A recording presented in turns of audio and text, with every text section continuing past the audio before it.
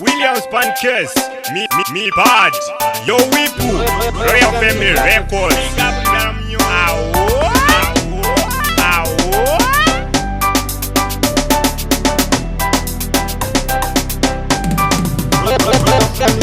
Itarire baba, dikoneze baba, dikundire mkengete mzimize baba.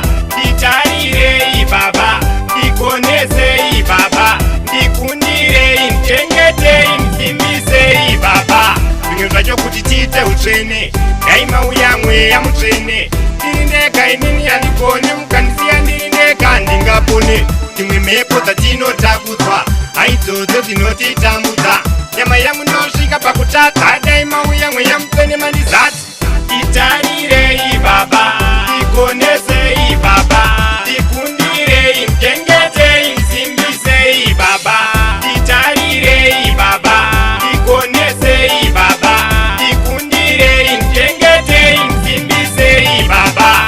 Ngwapari nokuda richidoka, vakawanda baba zvandinoita. Ndinorasika, ndinofarisa, ndiri mwana wenyu ndandirasa. Asiso enyu nditarirei, pandinoneta ndisimbisei. Pandisingakoni ndikonesei, ndiri mwana wenyu ndichengetei. Itarirei baba, ndikonesei baba, ndikundirei ndichengetei ndisimbisei baba.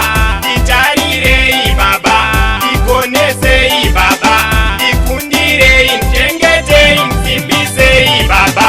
Zvinhu kuti tiite utsvene, daima uyamwe ya mutsvene. Dirindeka inini yanikone, mukandisiya ndirindeka ndingapone. Imwe mhepo dzatinotakudzwa, aizodzo dzinotitambudza.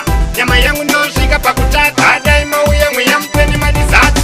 Titarirei baba, dikonesei baba, dikundirei mkengetei msimbisei baba. Titarirei baba, dikonesei baba, dikundirei mkengetei msimbisei baba. I wanna say big up Royal Family Records. Ayo Madi, ayo Terry Depan, ayo Big Man, Senza Man, ayo King Noza, big up Ampuse, ayo Jangan, Zuluman the late Pushkin Papa. Awo.